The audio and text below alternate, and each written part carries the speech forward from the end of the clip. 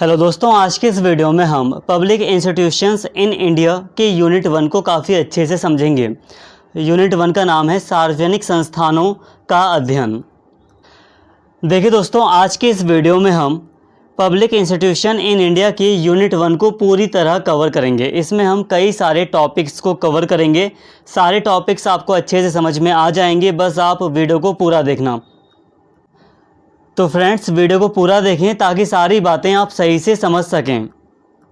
चलिए दोस्तों, आगे बढ़ते हैं, अपनी यूनिट को शुरू करते हैं। तो यहाँ पर दोस्तों हमारा पहला टॉपिक है सार्वजनिक संस्थान, अवधारणा और अध्ययन की आवश्यकता।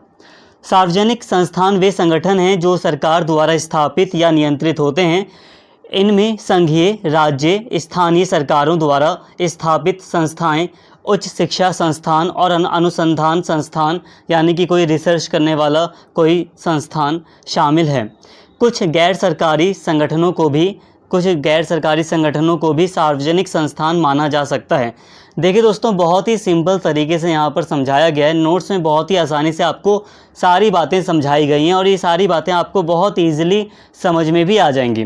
अगर हम दोस्तों बात करें सार्वजनिक संस्थान की, पब्लिक इंस्टीट्यूशन की अगर हम बात करें, तो ऐसे संगठन जो सरकार के द्वारा स्थापित या नियंत्रित किए जाते हैं, तो नॉर्मली हम उसे सार्वजनिक संस्थान या पब्लिक इंस्टीट्यूशन कहते हैं। दोस्तों बहुत सिंपल है, यहाँ पर यही बातें आपको बताई जा रही हैं कि सरकार के द्वारा स्थापित या नियंत्रित किया जाने वाला कोई संस्थान है, कोई संस्था है, तो उसे सार्वजनिक संस्थान कहा जाता है। संघीय यानी कि केंद्र सरकार के द्वारा स्थापित कोई संस्था, या राज्य सरकार या स्थानीय सरकार के द्वारा स्थापित कोई संस्था है, या कोई संस्था है जिसको मतलब केंद्र सरकार या राज्य सरकार या स्थानीय सरकार नियंत्रित कर रही हैं, तो उसे सार्वजनिक संस्थान माना जाता है। तो आई होप आपको ये शाब्दिक रूप इसका समझ में आया होगा। सार्वजनिक संस्थान का जो शाब्दिक अर्थ है वो आपको समझ में आया होगा। लेकिन इसमें दोस्तों एक बात ये भी शामिल है कि कुछ गैर सरकारी संगठनों को भी सार्वजनिक संस्थान माना जा सकता है। तो दोस्तों यहाँ तक आपने पब्लिक इंस्टीट्यूशन का अर्थ समझ लिया, सार्वजनिक संस्थान का अर्थ यहाँ तक आपने समझ लिया। ये जो आपका सब्जेक्ट है पब्लिक इंस्टीट्यूशन इन इंडिया, इसमें आप भारत में कई सारे जो पब्लिक इंस्टीट्यूशन हैं उनके बारे में आप पढ़ेंगे। जैसे कि नीति आयोग। नीति आयोग क्या है? नीति आयोग भी एक सार्वजनिक संस्थान है, तो उसके बारे में भी आप आगे पढ़ेंगे। जो आगे की यूनिट है उसमें आप और जो भारत में पब्लिक इंस्टीट्यूशन हैं उनके बारे में आप पढ़ेंगे। तो यहाँ तक दोस्तों एक शाब्दिक अर्थ आपको समझ में आ गया कि सार्वजनिक संस्थान क्या होता है। सारी चीज़ें और अच्छे से यहाँ पर सारी चीज़ें आपको एक्सप्लेन की जाएंगी। सारी बातें आपको यहाँ पर अच्छे से समझ में आ जाएंगी, बस आप वीडियो में एंड तक बने रहें। ये संस्थाएं देश की लोकतांत्रिक और संवैधानिक व्यवस्था के सुचारू कामकाज को सुनिश्चित करने के लिए मिलकर काम करती हैं। अब ये जो दोस्तों संस्थाएं होती हैं, ये जो सार्वजनिक संस्थान होते हैं, पब्लिक इंस्टीट्यूशंस होते हैं, ये देश की लोकतांत्रिक और संवैधानिक व्यवस्था को सुचारू रूप से बनाए रखने के लिए मिलकर काम करते हैं। उनका अध्ययन करने से हमें यह समझने में मदद मिलती है कि कानून और सार्वजनिक नीतियां कैसे बनाई और लागू की जाती हैं। सार्वजनिक संस्थान लोकतांत्रिक शासन को कायम रखने, नागरिकों के अधिकारों को सुनिश्चित करने और कानून का शासन बनाए रखने के लिए महत्वपूर्ण है। देखिए दोस्तों, ये जो सार्वजनिक संस्थान होते हैं इनका महत्व बहुत है। ठीक है, देश की लोकतांत्रिक और संवैधानिक जो व्यवस्था है वो सुचारू रूप से चले, इसमें सार्वजनिक संस्थान का एक बहुत बड़ा रोल होता है। तो सार्वजनिक संस्थान का अध्ययन इम्पॉर्टेंट है। ठीक है, जो सार्वजनिक संस्थान है, ये जो पब्लिक इंस्टीट्यूशंस हैं, इनका अध्ययन ज़रूरी है।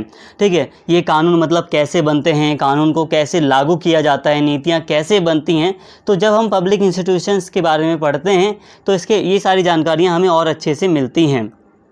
तो यहाँ तक सामान्य बातें थी। आई होप यहाँ तक आपको सारी बातें स्पष्ट हुई होंगी। सामान्य बातें हैं ये, ठीक है, आपको बहुत आसानी से समझ में आ रहा होगा।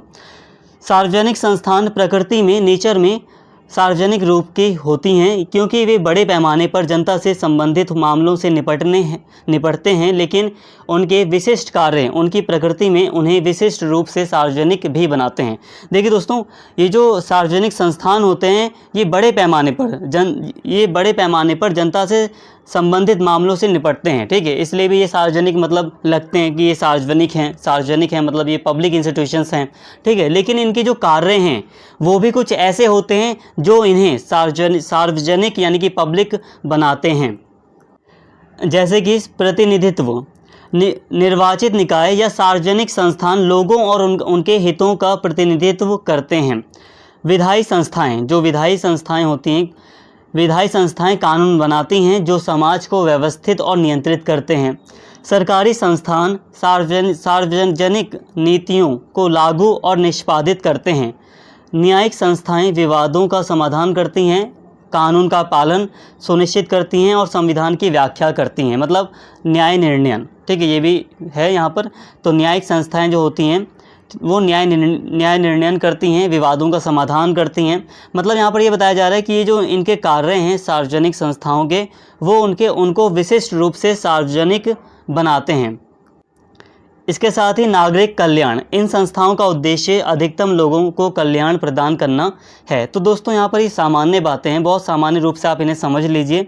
ठीक है, तो यहाँ पर ये सामान्य बातें, आई होप जहाँ तक आपको ये बातें समझ में आई होंगी। यहाँ पर अभी हमने बस क्या समझा, अभी हमने यहाँ पर सिर्फ और सिर्फ सार्वजनिक संस्थान का अर्थ समझा है और थोड़ा सा कुछ बातें की हैं कि सार्वजनिक संस्थान का एक महत्व है। इसके अलावा यहाँ पर समझा कि कुछ कार्य जो सार्वजनिक संस्थाएं हैं उनके कुछ विशिष्ट कार्य होते हैं जो उन्हें उनकी प्रकृति में सार्वजनिक बनाते हैं। ठीक है, यहाँ तक हमने बहुत सामान्य बातें समझी हैं। अब यहाँ पर हम बात कर रहे हैं कि सार्वजनिक संस्थाओं के अध्ययन की आवश्यकता क्यों है। सार्वजनिक संस्थाएं हमारे समाज के शासन का हिस्सा होती हैं। इनका अध्ययन करने से हमें यह समझने में मदद मिलती है कि ये संस्थाएं कैसे काम करती हैं और ये हमारे समाज और देश के विकास में कैसे योगदान देती हैं। बहुत सिंपल है दोस्तों, जो सार्वजनिक संस्थाएं होती हैं वो शासन का हिस्सा होती हैं, तो ये महत्वपूर्ण है और इनका अध्ययन करने से हमें ये समझने में मदद मिलती है कि ये संस्थाएं कैसे काम करती हैं और हमारे देश और समाज के विकास में ये कैसे योगदान देती हैं। इसके साथ ही संस्थाएं कैसे गठित होती हैं, ये कैसे काम करती हैं और ये एक दूसरे और लोगों पर कैसे प्रभाव डालती हैं, और यह सब जानने के लिए हमें इनका अध्ययन करना चाहिए। इससे हमें यह भी पता चलता है कि ये संस्थाएं कैसे निर्णय लेती हैं और ये निर्णय हमारे समाज और देश के विकास में कैसे मदद करते हैं। इसलिए जो लोग सार्वजनिक संस्थाओं के बारे में अधिक जानना चाहते हैं उन्हें इनका अध्ययन करना चाहिए। तो दोस्तों यहाँ पर बहुत सामान्य बातें थी कि सार्वजनिक संस्थाओं के अध्ययन की आवश्यकता क्यों है। आई होप दोस्तों ये आपको समझ में आया होगा। अब दोस्तों यहाँ पर हम बात कर रहे हैं सार्वजनिक संस्थाओं के अध्ययन के दृष्टिकोण। अब देखिए दोस्तों, अलग अलग तरीके हैं। ठीक है, उपागम है या दृष्टिकोण इन्हें कह सकते हो सार्वजनिक संस्थाओं के अध्ययन के। ठीक है, नॉर्मली आप समझ सकते हो कि सार्वजनिक संस्थाओं के अध्ययन के कुछ अलग अलग दृष्टिकोण हैं या अलग अलग तरीके हैं। तो अब हम इनके बारे में पढ़ने जा रहे हैं। ऐतिहासिक दृष्टिकोण, इस दृष्टिकोण में संस्थाओं के इतिहास का अध्ययन किया जाता है। यह समझने की कोशिश की जाती है कि वे कैसे बने, किन घटनाओं ने उन्हें प्रभावित किया। मतलब दोस्तों यहाँ पर इतिहास का अध्ययन किया जा रहा है। बहुत सिंपल है दोस्तों, देखिए ऐतिहासिक दृष्टिकोण में हम संस्थाओं के इतिहास पर फोकस करते हैं। ठीक है, कि जो भी संस्था है उसका ऐतिहासिक मतलब ऐतिहासिक चीज़ें उससे संबंधित क्या हैं। ठीक है, ऐतिहासिक दृष्टिकोण में हम इतिहास पर फोकस करते हैं। इसके अलावा यहाँ पर एक तरीका है या एक दृष्टिकोण है सार्वजनिक संस्थाओं के अध्ययन का, वो है तुलनात्मक दृष्टिकोण। तो इसमें हम तुलना करते हैं। ठीक है, और यहाँ पर तीसरा है कार्यात्मक दृष्टिकोण। तो यहाँ पर हम जो संस्था है उसके कार्य पर फोकस करते हैं, जो संस्था है उसके काम पर हम यहाँ पर फोकस करते हैं, उसकी क्या भूमिका है इस पर ध्यान केंद्रित किया जाता है। इसके साथ ही संरचनात्मक दृष्टिकोण, अब ये भी संरचनात्मक दृष्टिकोण भी सार्वजनिक संस्थाओं के अध्ययन का एक दृष्टिकोण है, एक तरीका है, जिसमें हम संस्थाओं के जो संस्था है, जो भी संस्था है उसकी जो भी संरचना है उस पर फोकस करते हैं। ठीक है, क्या स्ट्रक्चर है, जो भी XYZ जो भी संस्था है, सार्वजनिक संस्था है, वो कैसे बनी है, उसकी क्या संरचना है। ठीक है, कौन कौन से पद हैं उसमें, कौन कौन से मतलब कितने लोग होते हैं, तो इस पर फोकस किया जाता है। तो यहाँ पर मैं नॉर्मली आपको बस समझा रहा हूँ, बाकी अभी मैं आपको और डिटेल में यहाँ पर इसे बताऊँगा। व्यवहारिक दृष्टिकोण की बात की जाए दोस्तों, तो व्यवहारिक दृष्टिकोण में हम व्यवहार की बात करते, मतलब जो भी व्यक्ति है, जो भी मतलब संस्था में जो भी व्यक्ति हैं उनके व्यवहार पर फोकस किया जाता है। ठीक है, बाकी चलिए दोस्तों अभी हम यहाँ पर इनको और अच्छे से समझेंगे, बाकी हम यहाँ पर डिटेल में ही बात करते हैं। तो पहला यहाँ पर है, यहाँ पर सार्वजनिक संस्थाओं के अध्ययन के दृष्टिकोण में यहाँ पर पहला है ऐतिहासिक दृष्टिकोण।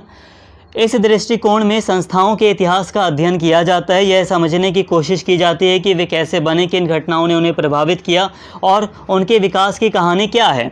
उदाहरण के लिए भारतीय संसद के विकास को समझने के लिए हमें औपनिवेशिक विरासत, संवैधानिक विवादों और सामाजिक आंदोलनों का अध्ययन करना होगा। एग्जाम्पल के लिए दोस्तों अगर हम बात करें, जैसे कि अगर हमें भारतीय संसद के विकास को देखना है तो हमें यहाँ पर जो औपनिवेशिक विरासत रही है उसको देखना पड़ेगा, और जो औपनिवेशिक जो टाइम पीरियड रहा था भारत में उसको यहाँ पर समझना पड़ेगा। संवैधानिक विवादों को देखना पड़ेगा। मतलब इतिहास की नज़र से हमें ये सारी चीज़ें देखनी पड़ेंगी, तभी जाकर हमें ये बातें समझ में आएंगी। जैसे कि यहाँ पर उदाहरण है भारतीय संसद का विकास। तो मतलब यहाँ पर एक तरीका है सार्वजनिक संस्था को समझने का, एक तरीका है ऐतिहासिक दृष्टिकोण। इसमें हम संस्थाओं के इतिहास का अध्ययन करते हैं। समझ में आ गया आपको? तुलनात्मक दृष्टिकोण। इस दृष्टिकोण में विभिन्न देशों या समय के अलग अलग संस्थाओं की तुलना की जाती है। इससे यह समझा जाता है कि अलग अलग परिस्थितियों में संस्थाएं कैसे काम करती हैं। उदाहरण के लिए हम ब्रिटेन की संसदीय प्रणाली की तुलना अमेरिका की राष्ट्रपति प्रणाली से कर सकते हैं। देखिए दोस्तों, ये तुलनात्मक तरीका है। इसमें तुलना करके संस्थाओं के अध्ययन, मतलब जो संस्थाएं हैं उनका अध्ययन किया जाता है। जो संस्थाएं हैं उन्हें समझने का प्रयास किया जाता है। कार्यात्मक दृष्टिकोण, ये भी बहुत सिंपल है। ठीक है, एक बार मैं आपको यहाँ पर रीड करके सारी बातें बताता हूँ।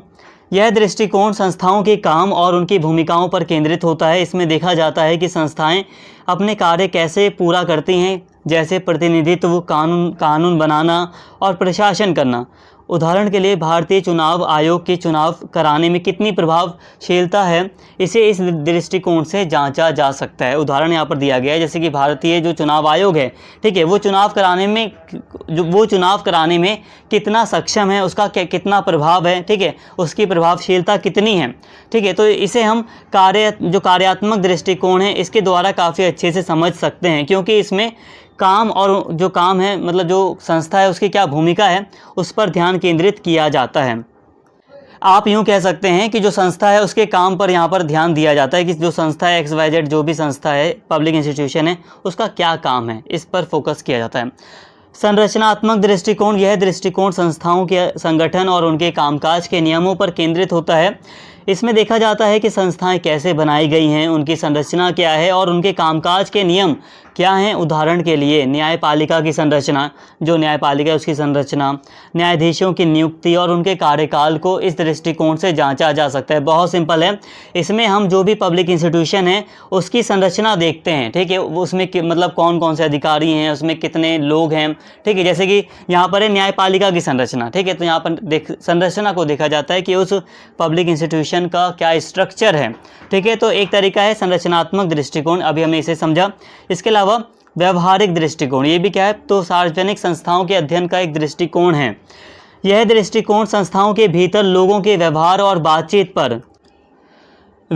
बातचीत पर ध्यान केंद्रित करता है। इसमें देखा जाता है कि संस्थाओं के सदस्य कैसे निर्णय लेते हैं और कैसे संवाद करते हैं। मतलब देखिए दोस्तों, संस्थाओं में जो लोग हैं, अब देखिए जो भी पब्लिक इंस्टीट्यूशन है उसमें लोग भी तो होंगे, तो जो कर्मचारी हैं, जो लोग हैं, जो अधिकारी हैं, उनके व्यवहार पर फोकस किया जाता है कि उनका व्यवहार कैसा है। ठीक है, उनकी जो बातचीत वगैरह है तो उस पर ध्यान केंद्रित किया जाता है। सदस्य कैसे निर्णय लेते हैं, इस पर ध्यान केंद्रित किया जाता है। उदाहरण के लिए विधायिका में सांसद कैसे बातचीत करते हैं और उनके निर्णय लेते हैं, और निर्णय मतलब कैसे लेते हैं, और इसे इस दृष्टिकोण से देखा जा सकता है। तो आई होप ये भी आपको समझ में आ गया होगा। व्यवहारिक दृष्टिकोण में हम जो संस्था है उसके भीतर जो भी लोग हैं उनके व्यवहार पर फोकस करते हैं। उदाहरण के लिए संसद एक क्या है, संसद एक सार्वजनिक संस्थान ही तो है, संसद भी एक संस्था है। ठीक है, अब इसके अंदर जो सांसद हैं उनका क्या व्यवहार है, वो कैसे निर्णय ले रहे हैं, तो इस पर जब हम ध्यान केंद्रित कर रहे हैं तो इसका मतलब हम व्यवहारिक दृष्टिकोण का यूज़ कर रहे हैं। आई होप ये समझ में आ गया होगा। संस्थावाद देखिए, संस्थावाद एक व्यापक सैद्धांतिक परिप्रेक्ष्य है जो राजनीतिक परिणाम बनाने में संस्थाओं के महत्व पर जोर देता है। यहाँ पर ये जो संस्थावाद है दोस्तों, ये संस्थाओं पर बहुत ज़्यादा फोकस करता है। ठीक है, संस्थाओं को बहुत महत्व देता है। संस्थावाद के अनुसार संस्थाओं का व्यक्तिगत व्यवहार और समाज के परिणामों पर पर्याप्त प्रभाव पड़ता है। मतलब ये संस्थाओं की बात कर रहे हैं कि जो संस्थाएं होती हैं उनका व्यक्तिगत व्यवहार पर, समाज के परिणामों पर पर्याप्त, मतलब जो व्यक्तिगत व्यवहार हैं, समाज हैं, तो इन पर प्रभाव पड़ता है। संस्थावाद को 2 प्रकारों में विभाजित किया गया है, ऐतिहासिक संस्थावाद और तर्कसंगत विकल्प। अब यहाँ पे देखिए बहुत सिंपल समझिए दोस्तों, संस्थावाद है तो संस्थावाद को यहाँ पर दो प्रकारों में विभाजित किया गया है। एक है ऐतिहासिक संस्थावाद। ये क्या है दोस्तों, तो ये भी इतिहास से संबंधित ही है। देखिए, ऐतिहासिक संस्थावाद के अनुसार संस्थाओं का ऐतिहासिक विकास और पथ आधारित विकास आधुनिक राजनीति पर उनके प्रभाव को समझने के लिए महत्वपूर्ण है। यह वर्तमान को ढालने में अतीत के कार्यों और निर्णयों के महत्व पर प्रकाश डालता है। इस दृष्टिकोण का तात्पर्य यह है कि अपनी ऐतिहासिक विरासतों के कारण संस्थाओं को संशोधित करना कठिन है।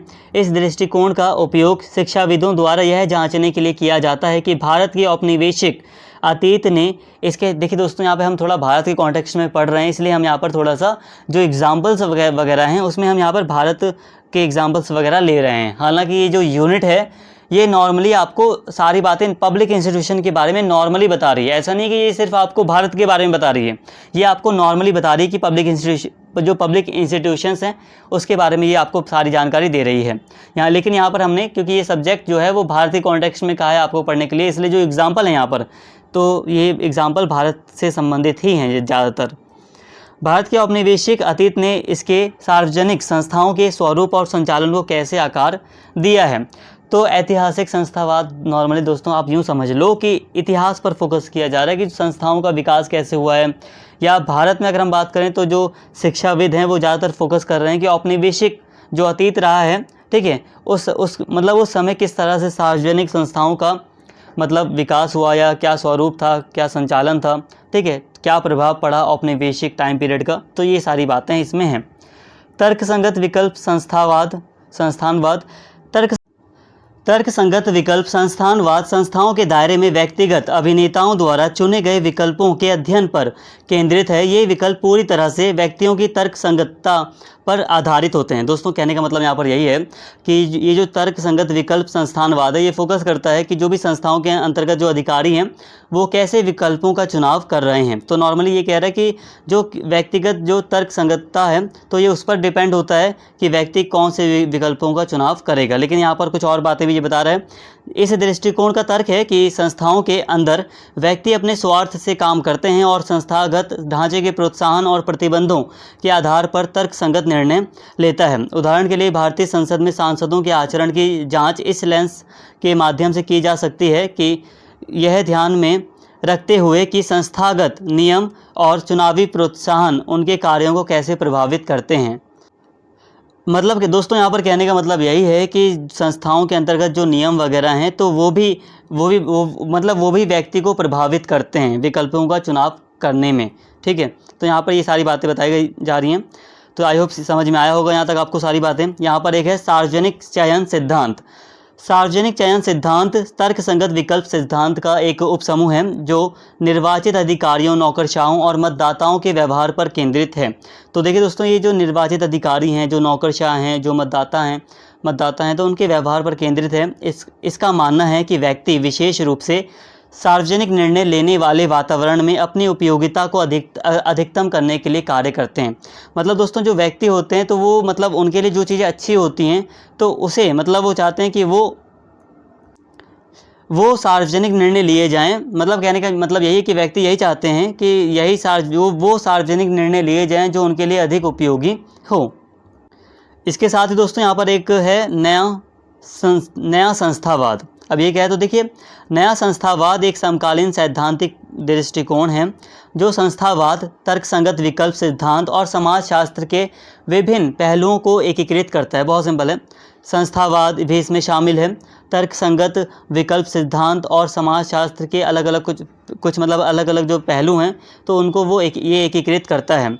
इसका उद्देश्य यह समझना है कि संस्थान कैसे बनते हैं, वे व्यवहार को कैसे प्रभावित करते हैं और वे समय के साथ कैसे अनुकूलित और विकसित होते हैं। ठीक है, नया जो संस्थावाद है दोस्तों ये, तो इसमें संस्थावाद, तर्कसंगत विकल्प सिद्धांत, समाजशास्त्र के जो अलग अलग पहलू हैं तो इसमें ये एकीकृत हैं।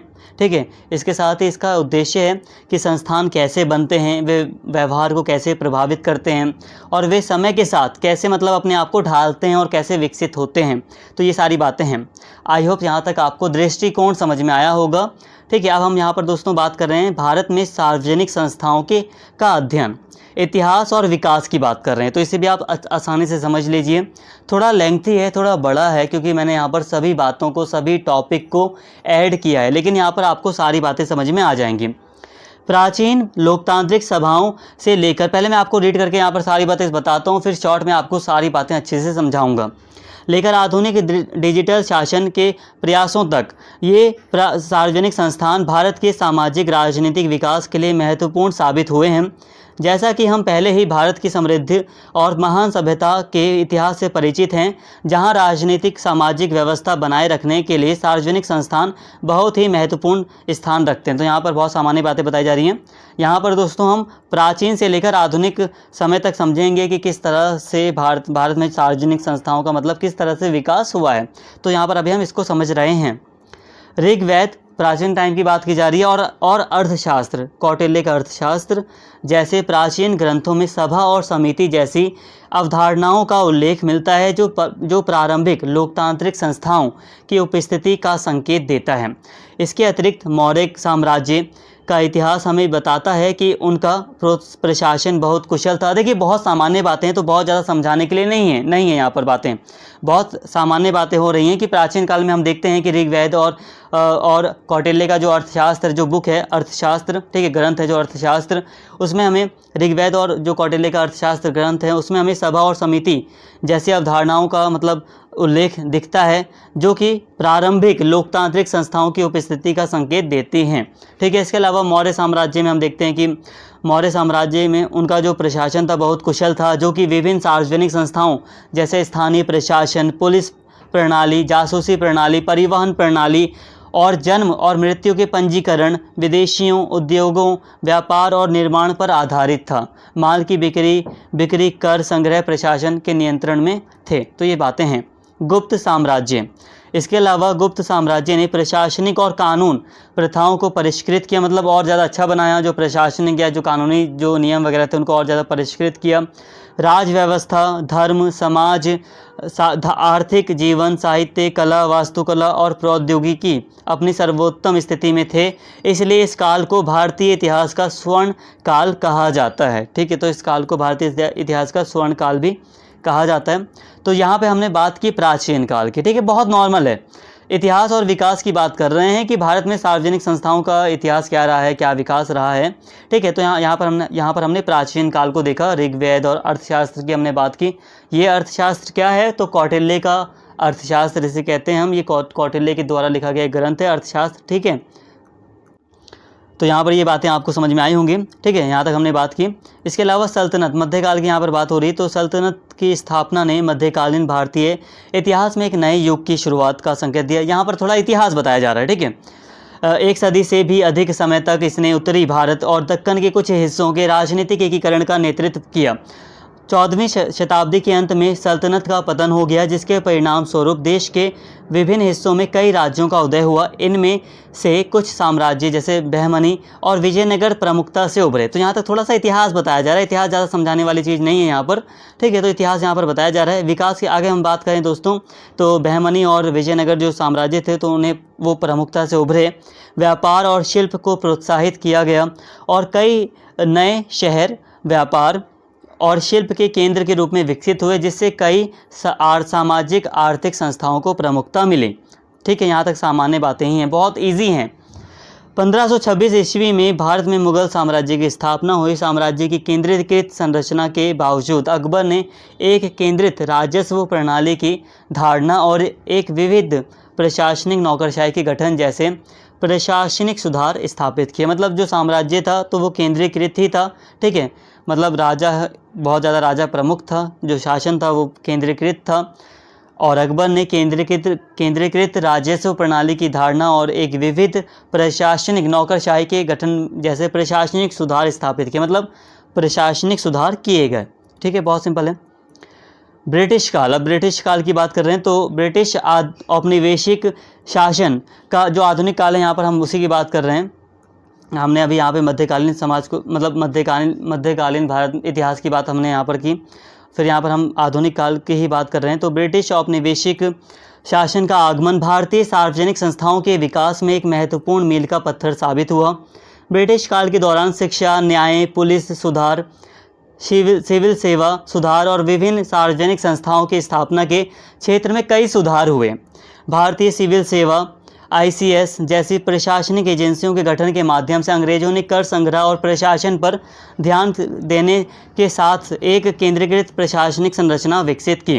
ठीक है, केंद्रीकृत प्रशासनिक संरचना विकसित की, मतलब आप कह सकते हो कि औपनिवेशिक शासन में हम देखते हैं कि कई सारे सार्वजनिक संस्थाओं का विकास हुआ। 1858 के भारत सरकार अधिनियम ने भारत सरकार में संसदीय भागीदारी की स्थापना की। अंग्रेजी शिक्षा कानूनी प्रणालियों को अपनाने से संस्थागत संरचना में और भी बदलाव आया। विधान परिषदों के निर्माण और मताधिकार के प्रगतिशील विस्तार का उद्देश्य निर्णय लेने में भारतीय भागीदारी को सम्मिलित करना था।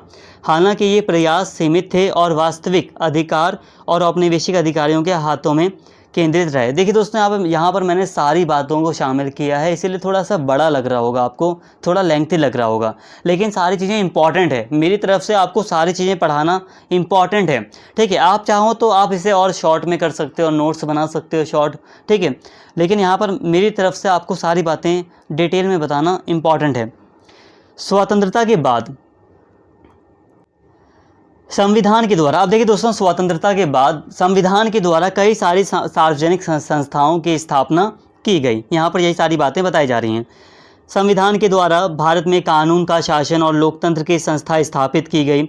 लोकतंत्र, समानता, न्याय के विचारों को संविधान में शामिल किया गया, जिसने सार्वजनिक संस्थाओं के संचालन के लिए एक समग्र रूपरेखा प्रदान की। सरकार की संसदीय प्रणाली स्थापित की गई, जिसमें राष्ट्रपति को राज्य का औपचारिक प्रमुख और प्रधानमंत्री को सरकार का प्रमुख नियुक्त किया गया।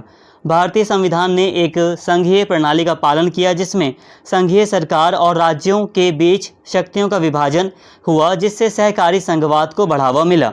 भारत में लोकतांत्रिक सरकार के लिए आवश्यक सार्वजनिक संस्थाओं की एक विस्तृत श्रृंखला को स्थापित और मजबूत किया गया। कार्यपालिका, न्यायपालिका और विधायी संस्थाएं भारतीय लोकतांत्रिक संरचना के मूल में विद्यमान रही हैं, जबकि कई अन्य संवैधानिक और गैर संवैधानिक संस्थाएं कानून और नीतियों के शासन को सुचारू कामकाज का आश्वासन प्रदान करती हैं। दोस्तों, यहाँ पर मतलब कहने का यही है कि स्वतंत्रता के बाद संविधान के द्वारा कई सारी सार्वजनिक संस्थाओं की स्थापना भारत में की गई। ठीक है, मतलब जो संविधान है उसमें कई सारे जो संविधान है, भारतीय संविधान, उसमें कई सारी सार्वजनिक संस्थाओं के बारे में डिटेल से बताया गया है कि जो सार्वजनिक संस्थाएं हैं उनके मतलब क्या रूपरेखा होगी, क्या स्ट्रक्चर होगा। तो कई सारी सार्वजनिक संस्थाओं के बारे में संविधान में बताया गया है। तो स्वतंत्रता के बाद हम देखते हैं कि संविधान के द्वारा कई सारी सार्वजनिक संस्थाओं की स्थापना भारत में की जाती है। ठीक है, आज़ादी की बात वही बात है यहाँ पर, स्वतंत्रता के बाद ही। ठीक है, भारत के वित्त आयोग, भारत के चुनाव आयोग, प्रवर्तन निदेशालय और राष्ट्रीय मानवाधिकार आयोग जैसे कई संस्थाओं ने भारत के विकास में महत्वपूर्ण भूमिका निभाई है और अभी भी भारत और अधिक विकसित और भारत को और अधिक विकसित और समावेशी बनाने के लिए काम कर रहे हैं। ठीक है, समावेशी का मतलब कि समाज को आगे बढ़ाने के लिए काम कर रहे हैं। सार्वजनिक क्षेत्र के उपक्रम, आर्थिक मतलब जो सार्वजनिक क्षेत्र में जो मतलब उपक्रम हैं वो आर्थिक विकास को बढ़ावा देने और बाजार की कमियों को दूर करने के लिए बनाए गए थे। भारतीय रिजर्व बैंक जैसे संस्थान मौद्रिक नीति और वित्तीय स्थिरता के मामले में महत्वपूर्ण थे। योजना आयोग, जिसका नाम महत्वपूर्ण हैं लगा सकते हो आप। ठीक है, थे की जगह हैं लगा लो। ठीक है, योजना आयोग, जिसका नाम अब बदल कर नीति आयोग कर दिया गया है, हालांकि कई सारे बदलाव किए गए हैं। पंचवर्षीय योजनाओं के विकास और कार्यान्वयन में महत्वपूर्ण रहा है। 1991 के आर्थिक उदारीकरण ने भारत की आर्थिक नीति में एक आदर्श बदलाव की शुरुआत की, जिसके परिणाम स्वरूप लाइसेंस राज का अंत हुआ और अर्थव्यवस्था का उदारीकरण हुआ। इस समय अवधि के दौरान प्रशासनिक सुधार भी लागू किए गए। मतलब 1991 के बाद भारत में कई सारे आर्थिक सुधार हुए। ठीक है, जो एक कड़ी व्यवस्था थी, एक लाइसेंस राज था, मतलब कोई भी किसी व्यक्ति को कोई इंडस्ट्री शुरू करनी है तो उसके लिए कई सारे जो डिपार्टमेंट्स थे सरकार के, वहाँ पर फाइल जाती थी, अलग अलग अधिकारियों के साइन लगते थे, मतलब बहुत बड़ी व्यवस्था थी। ठीक है, तो उसको आसान बनाया गया या उसमें कई सारे सुधार हुए। वर्तमान समय में डिजिटल उपक्रमों और मानवीकृत सेवाओं के माध्यम से सार्वजनिक संस्थान मानव जीवन के प्रत्येक पहलू में महत्वपूर्ण बनते जा रहे हैं। इस प्रकार ये संस्थाएं न केवल प्रासंगिक परिवर्तनों के अनुसार बल्कि देश और उसके लोगों की आवश्यकताओं के अनुसार भी विकसित हो रही हैं। मतलब ये जो संस्थाएं हैं ये और भी ज़्यादा विकसित हो रही हैं।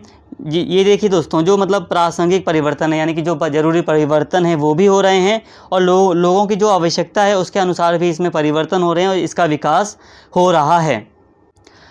तो दोस्तों यहाँ पर यही बताया जा रहा है कि स्वतंत्रता के बाद किस तरह से जो संस्थाएं स्थापित की गई हैं उनके बारे में यहाँ पर बातें बताई जा रही हैं। बहुत सामान्य बातें हैं यहाँ पर दोस्तों, बहुत सामान्य रूप में यहाँ पर इसे आपको समझना है। बहुत इजी टॉपिक है, इसे दोस्तों बस आप सामान्य रूप में समझ लें, इनफ होगा यहाँ पर ये कि इसका मतलब जो भारत में सार्वजनिक संस्थान रहे हैं इनका अगर हम अध्ययन की बात करें, ये जो टॉपिक है इसमें हम बात कर रहे हैं इतिहास और विकास की, ठीक है। तो ये काफ़ी ईजी है, ठीक है। मतलब बहुत इजी टॉपिक है कि प्राचीन काल से किस तरह से भारत में जो सार्वजनिक संस्थान रहे हैं, पब्लिक इंस्टीट्यूशंस रहे हैं, उनका क्या इतिहास रहा है और किस तरह से उनका विकास हुआ है। तो ये सारी बातें हैं यहाँ पर। आई होप ये सारी बातें आपको समझ में आई होंगी। अब दोस्तों यहाँ पर हम बात कर रहे हैं भारत में सार्वजनिक संस्थाओं के समक्ष प्रमुख चुनौतियाँ। अब देखिए दोस्तों, भारत में जो सार्वजनिक संस्थाएँ हैं उनके सामने कई सारी चुनौतियाँ भी हैं, तो अब हम उनकी बात कर रहे हैं।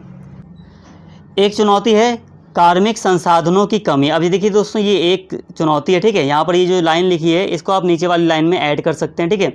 देखिए, भारतीय संस्थानों के सामने सबसे बुनियादी कठिनाई कार्मिकों की गुणात्मक और मात्रात्मक कमी है।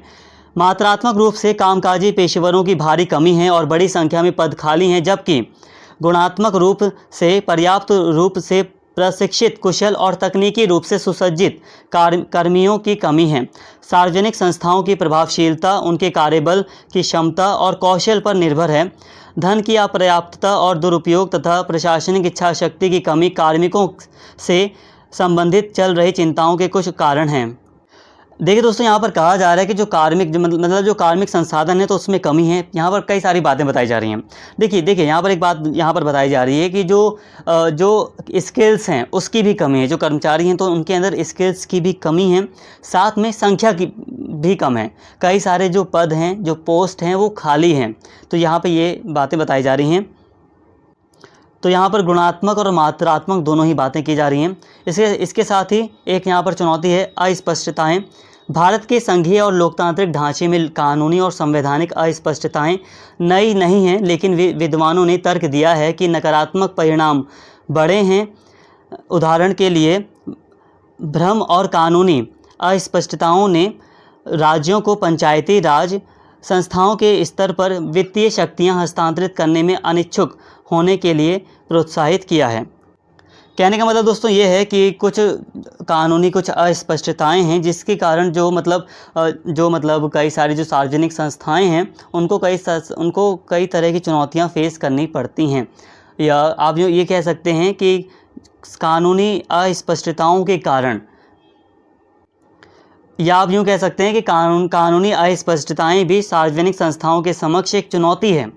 इसके साथ ही समन्वय में दुविधा। भारतीय सार्वजनिक संस्थाओं में प्रायः समन्वय और सहयोग का अभाव होता है।